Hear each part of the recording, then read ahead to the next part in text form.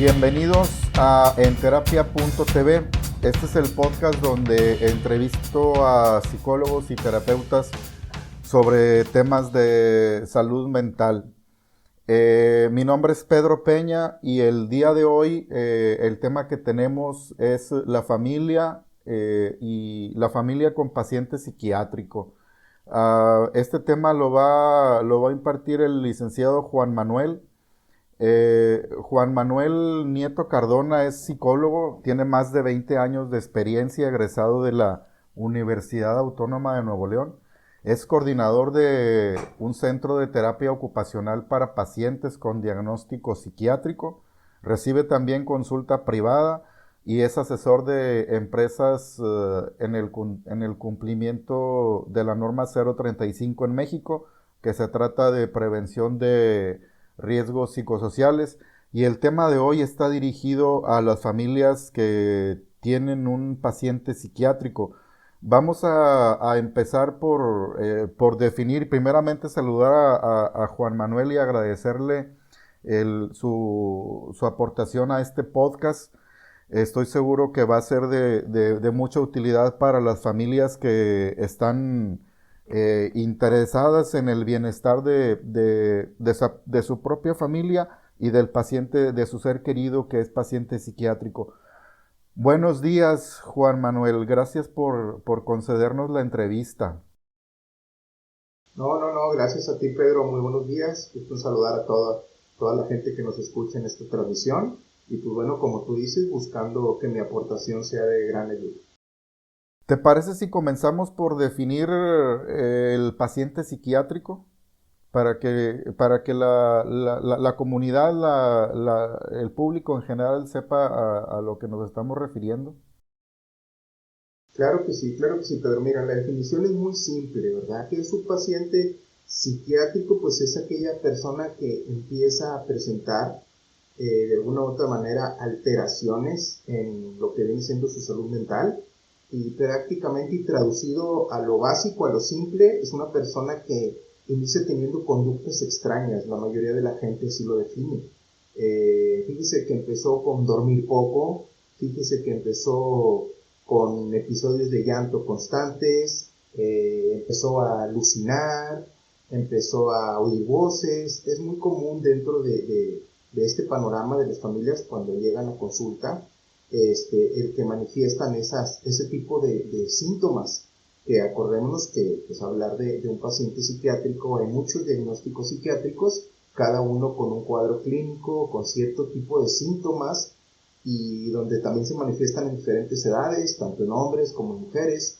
Pero sin embargo el común denominador es eso: es una conducta extraña, está haciendo cosas que antes no hacía, etcétera, etcétera. Tenemos miedo, no sabemos qué hacer. Y ya está diagnosticado por un psiquiatra en este caso. Sí, es bien importante que cuando un paciente, que cuando una persona empieza a tener este tipo de síntomas, en primera mucha gente recurre al médico general, ¿verdad? Y el médico general, obviamente con su expertise, deduce que es un caso psiquiátrico. Entonces se canaliza a una unidad de psiquiatría. Si el paciente trae síntomas muy marcados, muy severos, pues les recomiendan obviamente que lo lleven inmediato al área de urgencias del hospital psiquiátrico más cercano. De no ser así, se le sugiere que saque una cita. El mismo médico general puede considerar mandarlo a una cita con un psicólogo o directamente con el psiquiatra, ya que él tiene el primer contacto con el paciente y él va a deducir o a decidir a dónde mandarlo, ¿verdad? Entonces, súper importante, la situación más importante que tenemos nosotros aquí que tener en cuenta es el diagnóstico. Si tengo un familiar con conductas extrañas, con conductas raras, como la gente lo define, principalmente necesito saber qué pasa, y el profesionista ideal para saber qué le está pasando a tu familiar es el psiquiatra. Posteriormente el psiquiatra da un diagnóstico y la familia, dependiendo del diagnóstico, la familia tiene que actuar en consecuencia. Este es un podcast, claro, en el que está dirigido a las familias que sí están preocupados por sus seres queridos y le vamos a dar información a la gente sobre las generalidades que tú has encontrado y las sugerencias que puedes dar a estas familias que están pues confundidas, que están pasando por un momento difícil y que no saben qué es lo que va a pasar porque se acaban de enterar de que su ser querido eh, fue diagnosticado y posiblemente medicado. Así es, mira, pero lo principal que empieza a acontecer es que una familia, cuando existe ya un paciente diagnosticado, empieza a haber desesperación, confusión, miedo. Incluso cuando no se han acercado a un profesionista, la familia empieza a culparse que tal vez ese paciente está enfermo por su culpa, por sus acciones, por su trato. Esto no tiene nada que ver, ¿verdad? Esto no tiene absolutamente nada que ver. Son enfermedades mentales que aparecen en la vida de las personas y se tienen que atender por medio de un profesionista. Ahora, es bien importante entender que no solamente con llevarlo al psiquiatra, el paciente con un diagnóstico de bipolaridad, esquizofrenia, depresión, entre otros, si no se va a curar al ir con el psiquiatra. El psiquiatra va a dar un medicamento, un tratamiento con psicofármacos que van a permitir la estabilidad del paciente. Pero para todo esto la familia funge como un papel muy importante aquí, porque la familia prácticamente es la que va a dar el soporte, ¿sí? El soporte tanto emocional como conductual. La familia es el complemento. De hecho, por ahí algunos libros manejan, la teoría maneja que prácticamente el 70% para que un paciente psiquiátrico se reintegre a la cuestión social, el 70% tiene que ver con su medicación correcta y el otro 30%, por así decirlo, tiene que ver con el apoyo de la familia y cómo la familia lo maneja. La familia puede ser un proveedora de rehabilitación u ojo, la familia puede ser proveedora de crisis en el paciente debido a su desinformación de cómo manejarlo conductualmente y emocionalmente. He tenido yo casos en donde de repente la familia me llama porque el paciente está en crisis. Y yo les pregunto, ¿qué pasó? No, pues es que el paciente empezó a ponerse un poquito agresivo y los dos hermanos mayores llegaron, lo sujetaron, lo sometieron, le hicieron un candado al cuello. Obviamente este tipo de escenas y situaciones van a detonar ira, van a detonar molestia en el paciente con diagnóstico y en cualquier persona que no tenga un diagnóstico. O sea, el paciente es una persona como cualquier otro, simplemente nosotros tenemos que entender que su condición de juicio y de criterio están lastimados, están averiados, por así decirlo. La familia no debe de olvidar que está tratando con un cerebro lastimado, que cuando esa persona, que cuando ese paciente maldice, llega a romper cosas, no es él el que lo hace, es la enfermedad. La familia tiene que hacer esa diferencia. La familia responsable, que es la que estamos hablando en este tema, esa familia responsable que es empática, que da amor, que comprende, que busca los tratamientos para el familiar, que siente un compromiso moral con el paciente. Ese tipo de familia es la ideal para un paciente con diagnóstico. Adelante. Me imagino que hay familias que despuesito del diagnóstico van a tener creencias irracionales es lo que hablabas ahorita, que algunos culpa, pero supongo que también creencias irracionales de por qué su paciente tiene este tipo o por qué este diagnóstico, o por qué el paciente está haciendo lo que hizo. Me imagino que culpas, o otro tipo de creencias, yo lo he visto también, otro tipo de creencias irracionales que hay que despejar, que me gustaría que ahorita a la gente que nos está escuchando nos explicaras qué creencias irracionales se deben de evitar para poder encauzar mejor el tratamiento de la enfermedad. La primera que hay que descartar es que el paciente está así por mi culpa. Tanto hermanos como papás a veces manejan una culpa irracional, no tiene sentido eso. Es normal porque es parte de las emociones como nosotros como seres humanos. Actuamos también con emociones ante la situación que tengo enfrente, como lo había comentado ahorita, una desesperación. Y aparte, una persona con diagnóstico viene a inestabilizar toda la atmósfera familiar. ¿Por qué? porque supongamos que es un adulto de 45 años que trabajaba y ahora tiene un diagnóstico de esquizofrenia, va a dejar de trabajar por el momento.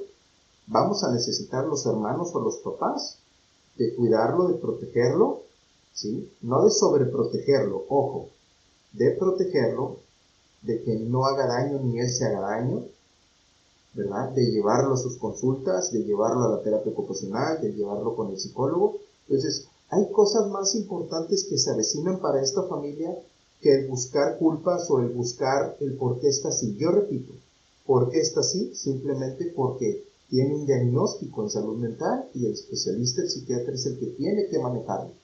Y todo lo que el especialista y el psicólogo nos van a pedir, ahí gastemos nuestra energía como familia para tratar de rehabilitar o tratar de crear una atmósfera positiva para este paciente. Debido a que obviamente ellos no eligieron estar así. Ellos no amaneció un día y dijo, me gustaría tener una enfermedad mental. Obviamente no. Y yo sí quiero aprovechar este espacio, Pedro, para que los hermanos, sobre todo, me encuentro mucho este caso, cuando los hermanos se dan cuenta que un miembro, que un elemento de la familia tiene un diagnóstico. Hay ciertas familias donde los hermanos se nos hacen ojos de hormiga, como decimos comúnmente. No quieren saber del caso, no quieren apoyar, luego dicen que están ocupados y que tienen muchos compromisos, pero esto es absurdo, te voy a decir por qué. Es algo muy común que sucede, pero es absurdo que reaccionen así. ¿Por qué? Porque prácticamente si estamos hablando de un paciente de 45 o 50 años, es probable que los papás del paciente estén pisando los 60 años, 60 y pico de años. Entonces imagínate un par de personas de 60 a 65 años cuidando a un paciente psiquiátrico de 45 años, pues no van a poder. La única red de apoyo que esos papás tienen son sus otros hijos o personas de la familia que también quieran apoyar. Pero yo creo que los otros hijos no tienen en ese momento ese compromiso moral.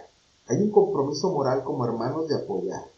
Hay un compromiso moral de comprender, de ayudarte y ser empático. Y no podemos perder de vista lo siguiente. Si son 5 hermanos y la enfermedad mental le tocó a mi hermano el menor y yo soy el mayor, esa enfermedad mental también me pudo haber tocado a mí o a cualquiera de los otros 4. Entonces tenemos que ser conscientes y preguntarnos, ¿qué pasaría si yo como hermano mayor me hubiera tocado el diagnóstico? ¿Mis hermanos menores actuarían así conmigo para cuidarme? Esto es un poquito para que la familia reflexione, la familia entienda que lo único que el paciente con diagnóstico tiene es la familia y somos las personas que lo rodeamos. Y tenemos el compromiso moral, recalco, de apoyarlo, comprenderlo, ser paciente, ser empáticos, informarlos del diagnóstico, porque en base a eso vamos a entender cómo el paciente actúa y lo que el paciente siente. Si la familia no se informa, si la familia no se acerca con un profesional que la oriente, va a ser muy complicado que ese paciente se rehabilite y que ese paciente esté bien en casa. Entiendo perfectamente. Primero, despejar culpas, separar el problema de la persona y culpas me refiero también no tanto a que la familia, como bien comentabas, que se sintiera culpable, sino también, como dices, no es culpa del paciente, ¿va? Quitarle la culpa al paciente de que él es el que hace esto, él es el que se porta así, él actúa de esta manera por caprichoso, por esto y por lo otro, sino que pues no es su culpa, es esa enfermedad que está padeciendo. No, definitivamente él no le eligió y muchas cosas van a estar fuera del control del paciente, ¿sí? Muchas deducciones, por ejemplo, hay pacientes que ya cuando tienen un diagnóstico empiezan a reírse constantemente y los miembros de la familia están, cállate, vete a tu cuarto, cállate, no hagas ruido, cállate, no escandalices, cállate, cállate, cállate. Entonces es una atmósfera totalmente complicada, ¿sí? Ahora el paciente se ríe o hace ciertos hábitos o ciertas conductas repetitivas en casa porque están fuera de su control, fuera de su alcance. Es la enfermedad la que actúa, es lo que la familia tiene que entender. La frase que yo he escuchado de muchos hermanos mayores Dicen, es que esto pasó porque mis papás lo sobreprotegieron siempre. Es que esto pasó porque era el menor y le daban todo. Es que esto pasó, no, esto no pasó por nada de eso.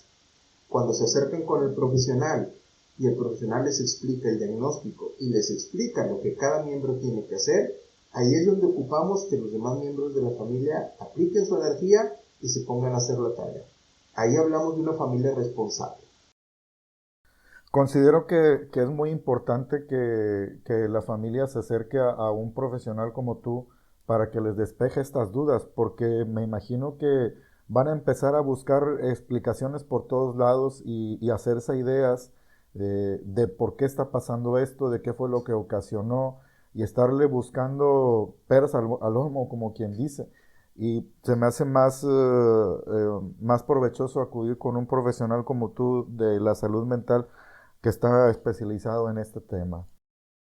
Sí, sí, definitivamente el asistir con el especialista, tanto uno como psicólogo, da la orientación de vida, da las herramientas para que la familia pueda tratarlo y entienda qué es lo que el paciente puede estar viviendo. Desarrollamos herramientas de contención emocional para que la familia pueda en un momento determinado evitar que el paciente caiga en crisis, identificar cuándo probablemente puede iniciar una crisis. La familia tiene que monitorear que el paciente tome su medicamento. Hay pacientes que dicen, sí, yo me lo voy a tomar, déjame, yo me tomo la pastilla. Entonces los demás adultos confiamos que lo va a hacer y no lo está haciendo. Entonces es muy evidente que a los 3, 4 días tengamos recaídas conductuales o recaídas emocionales que son a causa de que el paciente no está tomando su medicamento. Esa es una situación muy común que tenemos con el paciente psiquiátrico. No quiere tomar su medicamento. Entonces la familia tiene que tomar una orientación para saber cómo tratar, cómo dialogar con el paciente. El paciente tiene que ir a terapia psicológica, un coacheo, una terapia de orientación, para que él entienda, identifique, número 1, y acepte que tiene un diagnóstico. Número 2, que identifique que tiene que tomarse sus medicamentos, que comprenda que tiene que medicarse. La medicación, Pedro, es súper importante. Te voy a decir algo, muchas veces vienen los pacientes a consulta sin medicarse y sin ir con el psiquiatra. Y vienen y nos cuentan lo que está pasando, la familia está muy preocupada, etcétera, etcétera. Y uno les pregunta, ¿ya lo llevaron al psiquiatra? Dicen, es que no quiere, licenciado.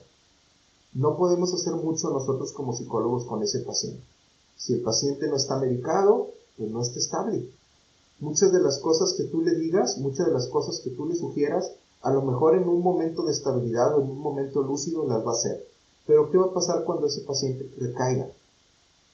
No se va a acordar de tus palabras que le dijiste en el consultorio de que hay que estar bien, del autocontrol, de la comunicación. A él en ese momento va a estar fuera de control. Entonces lo que él requiere, lo que todo paciente con un diagnóstico requiere, obviamente es asistir con el psiquiatra y medicarse. Eso, repito, es súper importante para pronosticar un buen fin o una buena calidad de vida en este tipo de pacientes. Es difícil cuando el paciente no quiere. Es muy particular que un paciente psiquiátrico no acepte que está enfermo. Yo he tenido casos así, por ejemplo, pacientes celotípicos con una paranoia muy fuerte, que no aceptan que tienen una enfermedad. El paciente celotípico, psiquiátrico celotípico, está seguro de que su pareja lo engaña, eh, y hace esas cosas propias de un celotípico, y hace falta medicarlo, pero él por su propia cuenta no va a ir con un psiquiatra a decir soy celotípico y creo y pienso que me están engañando, ¿sí? Hay que ver otro modo. Supongo que tú has tenido casos así. ¿Qué le dices a la familia cuando el paciente mismo dice no estar enfermo? Uh-huh. Ese es el punto, ese punto que tú acabas de tocar es bien, bien importante. Lo primero que hay que hacer es obviamente charlar con el paciente y nosotros como psicólogos ver si ese paciente es consciente de su enfermedad, si ese paciente identifica cuándo se siente bien, cuándo se siente mal, si ese paciente identifica cuándo hace las cosas bien y cuándo las hace mal. Si partimos de ahí Hay pacientes en donde por mera negación dicen no quiero, no quiero y no quiero y no me van a llevar. Pero cuando tú trabajas con ellos, cuando tú platicas con ellos, ¿sí? Los llevas a una atmósfera de calma, de poder analizar qué es lo que está pasando, de las ventajas y desventajas de ir con un especialista, de tomar medicamento, un cierto porcentaje de los pacientes va a aceptar la medicación, pero la familia necesita llevarlos a que consulten. El diálogo de la familia va a tener cierto límite. A lo mejor todos sus hermanos le van a decir, carnal, échale ganas, vas a estar bien, mira, vamos, tómate el medicamento y que esto, eso no va a funcionar, no necesariamente funciona así. Este tipo de casos son casos muy delicados porque, repito, no solamente el paciente está en una situación de crisis, la familia también está en crisis y la propia vida del paciente está en crisis, porque incluso tenemos casos en donde las esposas o los esposos, sea el caso, terminan dejándolos al momento de enterarse que existe un diagnóstico en salud mental, un diagnóstico psiquiátrico, y dices, ay caray, todavía qué difícil es la vida para esas personas, ¿sí? Que aparte de un diagnóstico ahora van a estar solos. Entonces, ¿a quién recurren? A su familia. Y si su familia no tiene los recursos de madurez intelectuales, emocionales, para poder darle el apoyo, ¿qué va a pasar con ese paciente? Ese paciente va a sufrir, va a estar en un sufrimiento constante, en una frustración constante, en no entender para qué vivir. Empiezan ideas suicidas, empiezan a autoagredirse, empiezan a agredir a los demás. Se sale de control la situación, ¿verdad? Por eso mismo tenemos que estar en conjunto, psiquiatra, medicamento, psicólogo, terapia ocupacional y el apoyo de la familia, y con estos 4 o 5 elementos vamos a pronosticar una mejor calidad de vida en el paciente. ¿Qué es la terapia ocupacional, Manuel? Mira, la terapia ocupacional prácticamente, como su nombre lo dice, es mantener al paciente ocupado. Hay por ahí una frase, ¿verdad?, que dicen que el estar de ocioso nada más estamos pensando puras cosas malas y puras cosas negativas y nada más estamos pensando en travesuras, casi casi. El paciente psiquiátrico prácticamente, si él no está haciendo nada, pues le da rienda suelta a sus pensamientos, pero sus pensamientos, acordémonos que no están estables. Entonces es muy probable que lo que él esté pensando no sean cosas no buenas.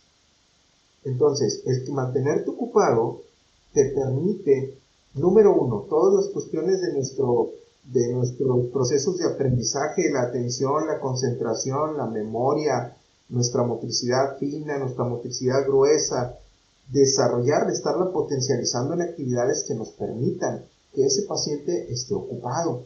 Ahora, no solamente se trata que el paciente esté ocupado, sino que el paciente esté acompañado de un profesional, ¿sí? Por ejemplo, existen instituciones donde tienen terapia ocupacional y les enseñan manualidades, serigrafía, pintura, carpintería. El paciente llega a la institución, se está 4 o 5 horas en la institución y tiene diferentes actividades. Pero cada tallerista también tiene habilidades para poder tratar a un paciente con estas características. Entonces, el acompañamiento que el tallerista o el maestro da es el ideal y es el indicado. Entonces, al final, el paciente psiquiátrico que no quería tomar medicamento, que no quería salir de casa, que estaba en crisis rompiendo todo, al final le da cierta funcionalidad y le da cierto motivo en su día, porque la estructura en el día en este tipo de pacientes es ideal. El paciente tiene que estar estructurado, levantarse a cierta hora, trabajar en ciertas actividades, descansar a otras y seguir con actividades, actividades que le hagan bien y que lo mantengan ocupado. Entonces, ¿qué significa? El acompañamiento es también súper importante. Tú puedes estar al lado de un paciente psiquiátrico viendo la tele, sin hablarle si tú quieres, pero tú ahí lo estás acompañando, no es lo mismo que él esté solo. Hay familias que dicen, ay, para que ya no esté hablando y para que no esté con sus cosas raras porque nos da miedo que empiece a reírse, préndele la tele y su programa ya y déjalo 4 horas sentado en la tele. ¿Qué calidad de vida es esa, Pedro? Yo te pregunto a ti. Imagínate que nos dejaran a nosotros sin diagnóstico, nos digan, siéntate aquí y pon 4 horas a verte la tele, para que no pongas gorro. ¿Quién aguanta 4 horas? Sin embargo, la familia a veces cae en esa negligencia, ¿verdad? De hacer ese tipo de cosas. Entonces, eso no se hace. El paciente merece respeto, merece apoyo, y si la familia dice es que es muy difícil, vayan con el profesional para que les dé la orientación, ¿sí? Y les pueda decir qué tienen que hacer en esos casos. Yo quiero recalcar que en la terapia ocupacional no se trata, me refiero, este mensaje para las familias que sí están preocupadas por su ser querido. Esto de la terapia ocupacional no se trata de ponerlo de hacer cualquier cosa para que se entretengan, ¿sí? Ya después del diagnóstico y luego ya que vayan con un profesional como tú, dependiendo del perfil que veas en la familia, del perfil que veas en el paciente, de su diagnóstico, de su medicamento, va a ser la terapia ocupacional ideal para él. No cualquier cosa, como decías tú ahorita, ponerlo a ver la tele o que se entretenga con un videojuego, ¿verdad? Así es, definitivamente el especialista hace la recomendación de qué hacer con él. Si es un paciente, por ejemplo, si es un paciente que tenemos un alto índice de agresión en él, pues no lo vas a mandar a una terapia ocupacional en un taller de carpintería debido a que ahí hay objetos punzocortantes donde él se puede lastimar o lastimar a otro, ¿verdad? O sea, se hace un análisis para ver cuáles son las recomendaciones más ideales y que él pueda estar bien, pero también la persona que los rodea. Esto se trata de todos estar bien y la familia estar bien. Si la familia no está bien, recordemos, no crea esa atmósfera de tranquilidad para el paciente y eso puede ser que detone crisis en el paciente tarde que temprano. Es correcto. Estamos por terminar, Juan Manuel.